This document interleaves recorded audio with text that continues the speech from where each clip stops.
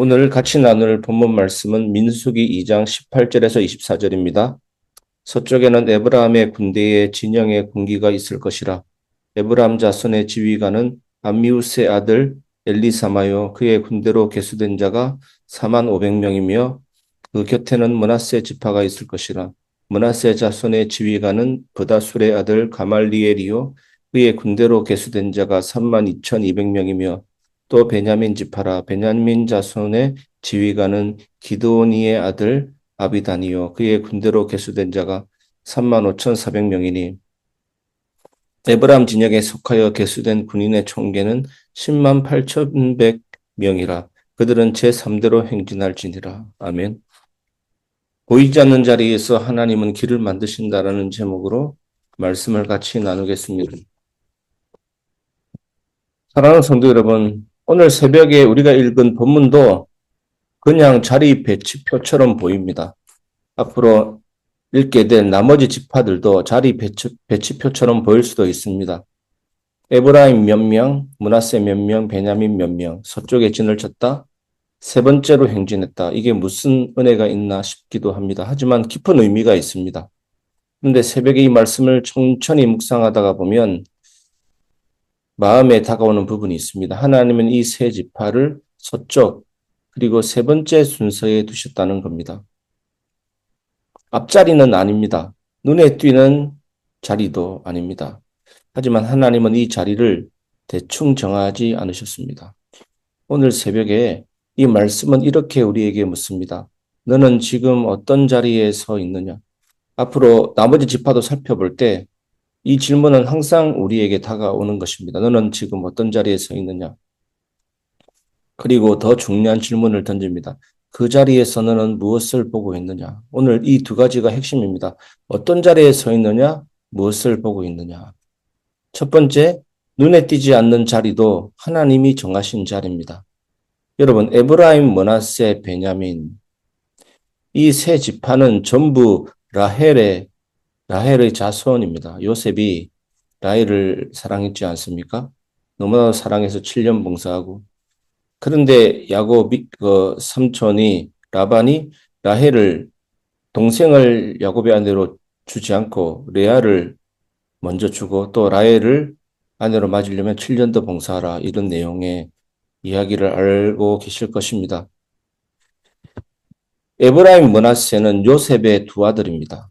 요셉이 애굽에 갔을 때 또 성공했을 때 하나님의 은혜로 총리가 되었을 때 애굽의 온 제사장, 온이라는 지역의 제사장 보디베라의 딸 아스낫이 요셉의 부인이었습니다. 요셉이 두 아들을 낳게 됩니다. 에브라임, 므낫세.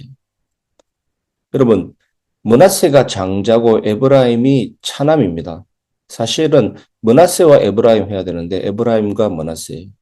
이게 뭐냐면 야곱이 죽기 전에 이제 두 아들을 축복해달라고 요셉이 데리고 가는데 당연히 오른손을 므낫세 머리에 얹고 왼손을 에브라임 머리에 얹을 줄 알았는데 야곱이 손을 X자처럼 해서 오른손을 차남인 에브라임 머리에 얹고 왼손을 형인 므낫세 머리에 얹는 것입니다. 순서가 바뀌는 겁니다.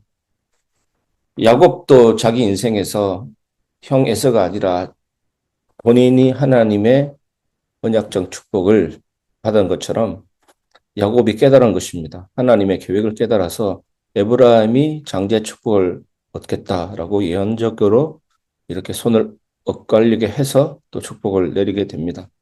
그리고 베냐민은 누굽니까? 요셉의 동생인데 라헬이 길에서 베냐민을 낳다가 죽게 됩니다.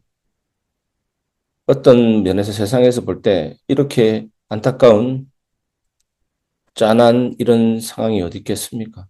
굉장히 슬픔이라는 그런 느낌이 들지 않습니까? 솔직히 말하면 이들은 스토리가 많은, 사정이 많은 그런 집안입니다. 요셉이 형들에 팔려가고 슬픔과 외로움 속에서 하나님과 함께 하다가 외국인과 결혼하고 거기서 두 아들을 낳게 된 것입니다.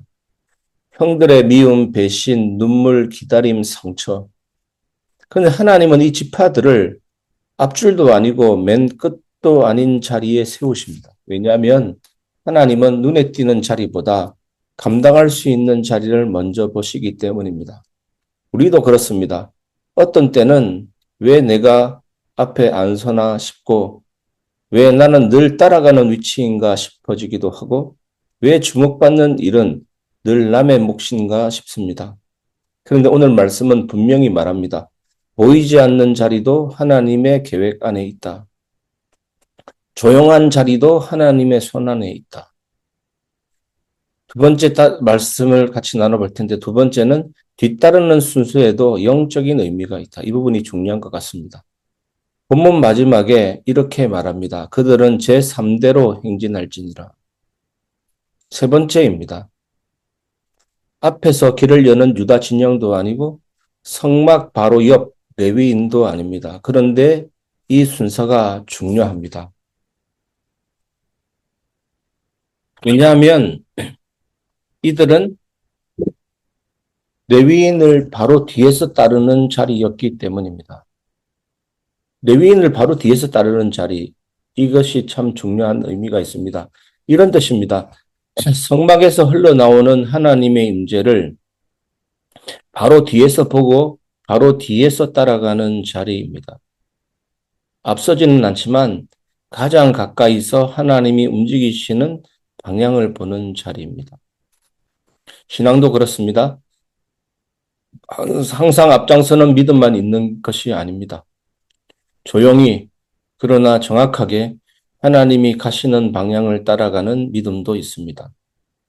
오늘 새벽 혹시 이런 마음이 있다면 나는 늘 뒤처지는 것 같아.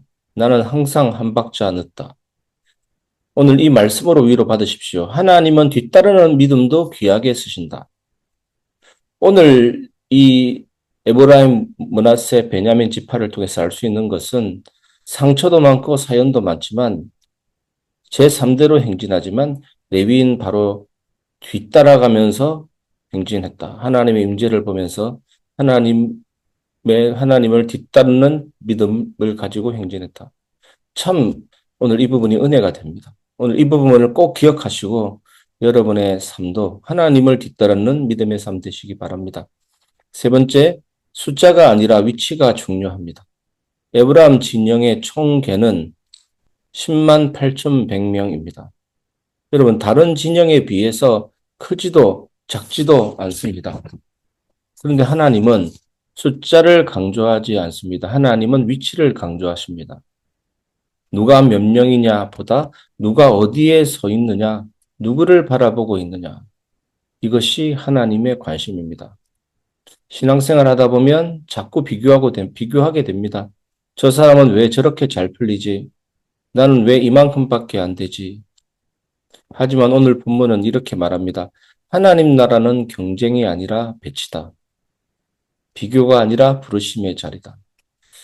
말씀을 마무리하겠습니다. 서쪽 자리에서도 하나님은 역사하십니다. 사랑하는 성도 여러분, 오늘 새벽 이 말씀은 우리를 굉장히 흥분시키는 말씀이 아닙니다. 대신 조용히 붙잡아주는 말씀입니다. 너 지금 그 자리에 있지. 그 자리 내가 정했다. 앞서지 않아도 괜찮습니다. 눈에 띄지 않아도 괜찮습니다. 중요한 건 딱 하나입니다. 지금 그 자리에서 하나님을 향해 서 있는가? 이것이 에브라임 므낫세 베냐민 지파를 통해서 던지는 하나님의 질문이자 우리가 붙잡아야 될 하나님의 말씀입니다. 오늘 하루 어떻게 해야 되겠습니까? 앞자리를 탐내지 않아도 좋고 남의 속도를 부러워하지 않아도 좋습니다. 다만 이 한 가지만 붙드시기를 바랍니다. 주님, 오늘도 제 자리를 지키며 주님이 가시는 방향을 따라가겠습니다. 이것이 에브라임, 므낫세, 베냐민 지파입니다. 그 고백 하나면 서쪽 자리에서도 세 번째 순서에서도 하나님은 분명히 일하시고 하나님의 임재를 가장 가까이에서 보는 축복된 삶이 될 것입니다. 오늘 이 은혜가 여러분에게 있기를 주 예수님의 이름으로 축복합니다.